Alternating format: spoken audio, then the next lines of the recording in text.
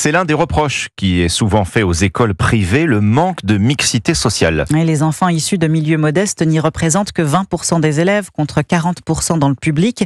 Mais le secrétariat général de l'enseignement catholique, qui représente 95% des établissements privés, assure accélérer ses efforts. Objectif, augmenter de 50% en 5 ans le nombre d'écoles au tarif modulé en fonction des revenus des parents. Illustration au groupe scolaire Françoise Cabrini, c'est à Noisy-le-Grand en Seine-Saint-Denis. Reportage Louise Salé.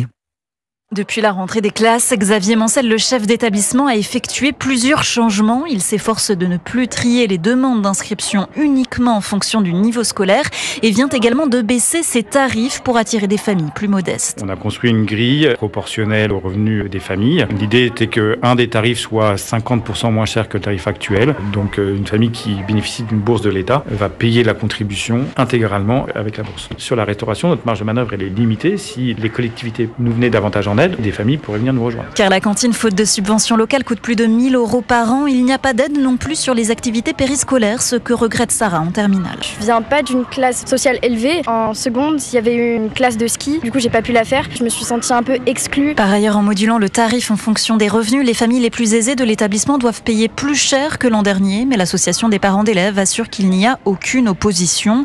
En France, un tiers des écoles privées ont adopté ce système qui doit devenir la norme selon le secrétariat général de l'enseignement catholique. Louise Salé du service Société d'Europe 1.